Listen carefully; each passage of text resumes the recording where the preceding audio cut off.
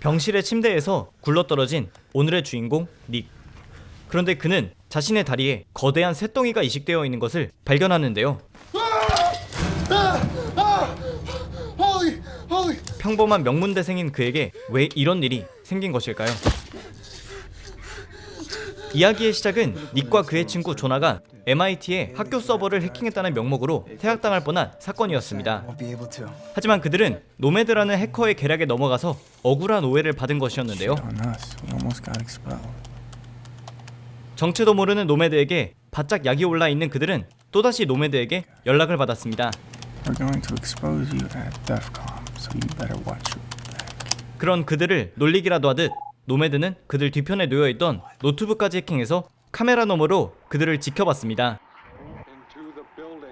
하지만 두 사람은 결국 컴퓨터 서버 속에 자취를 남긴 노매드의 흔적을 발견하는데요. 그는 마침 두 사람과 닉의 여자친구 헤일리가 향하는 캘리포니아 쪽에 있는 네바다에 위치해 있었습니다. 그리고 다음날이 되어 세 사람은 차량을 타고 이동하는데요. 그런데 네바다로 향하는 그들의 차량에 찍힌 교통사진이 노매드로부터 도착합니다. What the hell? Is that my car? Yeah. 여자친구인 헤일리를 신경 써줘도 모자랄 시간이었기 때문에 닉은 더 이상 이 기괴한 해커와 싸우기를 거부하는데요. I can't, dude. What do you mean you can't? 그럼에도 조나는 계속해서 닉에게 싸우자고 강조했고, Nomad hacking in MIT is one thing, but Haley's computer? 이에 설득된 닉은 헤일리에 대한 일을 잠시 잊고 곧이어 세 사람은 노매드의 디지털 자취가 가리키는 위치에 도착합니다. 닉과 조나는 누가 살고 있다고는 생각할 수 없을 정도의 폐가인 집으로 들어가는데요. 아픈 다리를 이끌고 닉까지 열심히 집을 돌아봤지만 그곳에는 아무도 없었습니다.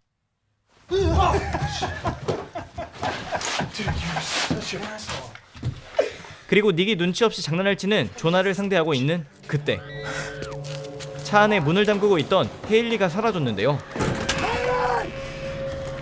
차 안의 라디오는 주파수가 미친듯이 돌아가고 있었고 둘은 헤일리의 흔적을 찾아 돌아다니기 시작합니다. 그리고 먼 발치에서 헤일리의 소리가 들리는데요. 그렇게 헤일리가 끌려간 곳으로 향하던 닉은 순간 정신을 잃습니다.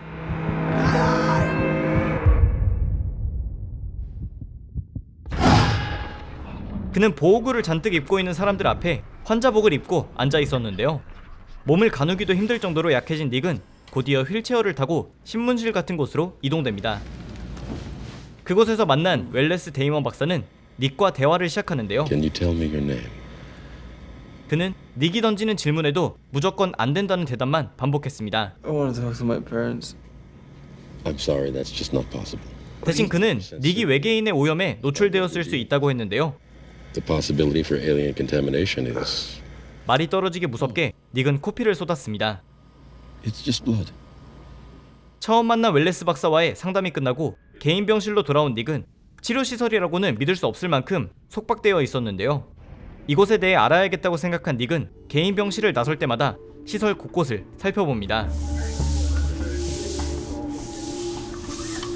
그리고 닉은 이동 중에 먼저 사라졌던 여자친구 헤일리도 다른 병실에 있는 것을 확인하는데요. 그는 웰레스 박사에게 헤일리를 만나게 해달라고 요구했습니다. I want to talk to Haley. The best thing you can do for her right now is to help us. 하지만 웰레스 박사는 닉의 협조가 우선이라고 했는데요. 그리곤 그는 닉과 친구들이 정신을 잃었던 날 밤에 영상을 틀어줍니다. 그가 정지시켜놓은 화면에서는 나무 너머로 외계의 존재가 그들을 응시하고 있었는데요. You definitely weren't pursuing a hacker.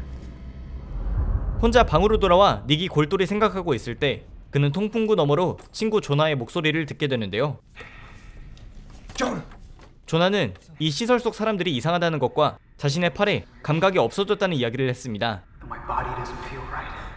그리곤 조나는 통풍구 너머로 사라졌는데요. 그리곤 또 며칠이 지나 닉은 웰레스 박사의 상담실로 가고 있었습니다. 그런데 그들이 복도를 지나고 있을 때 경보음이 울리는데요. 이것이 도망칠 기회라고 생각한 닉은 화장실로 숨었습니다. 하지만 곧이어 경보음이 꺼지고 그들은 닉을 다시 상담실로 데려가는데요. 그런데 닉은 벽에 난 엄청난 크기의 자국을 목격하게 됩니다. 그날 밤 닉은 며칠 동안 상담하러 가는 길과 직원들이 다니는 통로 등을 모조리 기록해 탈출을 시도하는데요. 그들이 닉의 방으로 데리러 왔을 때는 그는 잠들어 있는 헤일리까지 데리고 직원들이 드나드는 잠금 문 앞에까지 도달했습니다. 그리곤 닿지 않는 비밀번호 입력기를 향해 최선을 다해 호스를 뻗어보는데요.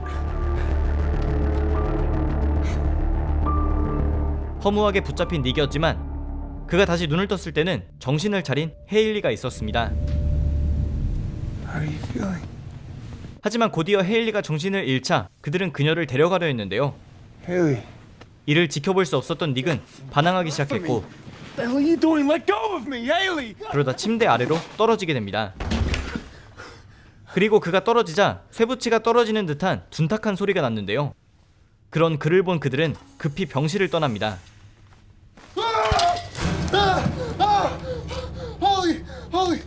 닉은 자신의 하체가 쇳덩어리가 된 것을 발견하게 되는데요. 고통스럽게 울부짖으며 웰레스 박사를 찾았지만 그들은 묵묵히 닉을 지켜봤습니다. 다행히 그들은 닉의 소중이까지 건드리지는 않았지만 이제 그는 앞뒤 볼 것 없이 이 시설에서 탈출하려 합니다. 목발에 의지해서 조금씩 걷기 시작한 닉은 다시 한번 헤일리를 데려가려 하는데요. 헤일리를 지켜야 한다는 생각과 함께 그는 잠금까지 되어 있는 병실의 문을 단번에 날려버렸습니다.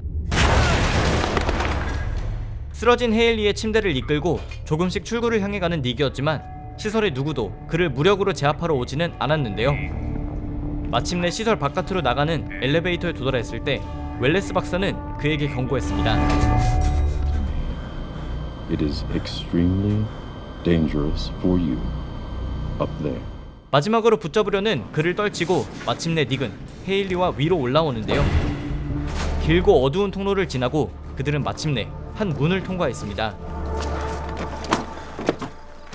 그곳은 놀랍게도 광활한 사막과 산으로 둘러싸여 있는 곳이었는데요. 날이 밝을 때까지 걷던 두 사람은 마침 지나가던 한 차량에 도움을 요청합니다. 둘은 이동 중에 운전자에게 묻는데요. Where are we exactly? 그녀는 이상한 말을 하며 동문서답을 합니다. Listen. With your mouth open like this. Excuse me? 그리곤 그들을 한 주유소에서 내려주는데요. 닉은 자신이 휴게소를 들어가서 전화를 하는 동안 헤일리에게 트럭 사이에 숨어 있으라고 합니다. Get us out of here, okay? 그런데 휴게소 내부에도 이상한 사람들이 가득했는데요. 게다가 전화는 반복적인 안내 메시지만 나올 뿐 작동하지 않았습니다. 그리고 순간 휴게소에 있던 남자는 트럭에 헤일리를 태우고 도망가는데요. 점점 멀어지는 트럭을 바라보고 있던 닉은 순식간에 생긴 폭발적인 힘으로 트럭을 따라잡습니다. 그리고 트럭에 몰래 타고 있던 헤일리까지 합세해 기사를 위협하자 그는 트럭을 포기했는데요. 두 사람은 트럭을 몰고 무작정 달렸지만 길은 중간에 끊겨 있었고 Where's the rest of the road? 새로운 방향으로 틀어서 달려도 같은 곳을 반복해서 돌아다닌다는 느낌만 주었습니다. Maybe we circle back. 그렇게 갈피를 잃고 두 사람은 폐허 같은 한 건물 앞에서 잠이 드는데요. 두 사람이 다시 눈을 떴을 때 누군가가 그들에게 접근하고 있다는 것을 알게 됩니다. 건물 안으로 숨어든 두 사람이었지만 누군가가 그들 주변에 있다는 것을 발견하게 되는데요. 마침내 마주하게 된 그는 바로 통풍구 너머로 대화하던 친구 조나였습니다. 둘은 자신들의 변형된 신체와 헤일리의 등에 박혀있는 이상한 조각을 보고 나름의 추론을 해보는데요. We're trapped in a huge government annex. 별다른 답을 얻지 못한 그들은 다음 날이 되고 최대한 멀리 차를 타고 이동하기 시작합니다. 달리던 끝에 그들은 검문소와 그곳의 삼엄한 경비들을 발견하게 되는데요. Hey, boss. We have full clearance to pass. 아무렇지 않은 듯 지나가려 했지만 끝내 그들은 트럭을 확인하려 합니다. It's time to go! 결국 방지턱에 트럭이 걸려버리자 조나는 닉과 헤일리를 위해 바깥으로 뛰쳐나가 그들을 상대하려 하는데요. 마침 검문소 안에 컴퓨터가 있었기 때문에 조나는 누군가에게 연락을 취하려 합니다. 하지만 거대해진 그의 손 때문에 제대로 키보드를 누를 수 없는 상황이었는데요. 곧이어 검문소 안으로 폭탄이 날아들고 그는 쏟아지는 총알까지 맞게 됩니다.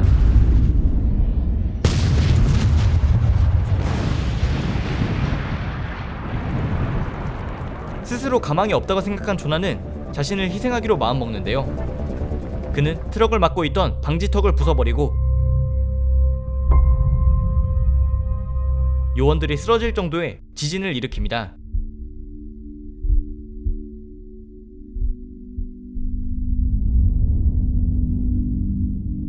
조나의 희생에 슬퍼할 겨를도 없이 도망가던 두 사람은 또다시 웰레스 박사와 중무장한 그의 부하들을 마주치게 되는데요.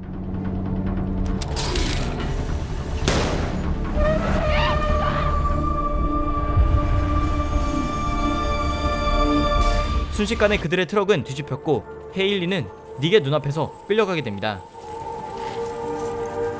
막다른 길에 서게 된 닉은 이제 자신이 얻은 기계의 힘으로 그들을 뚫어보려 하는데요. 엄청난 열을 뿜으며 동작하기 시작한 닉의 기괴한 다리는 과연 그를 웰레스 박사 무리들에게서 벗어나게 해줄지. 영화 더 시그널입니다.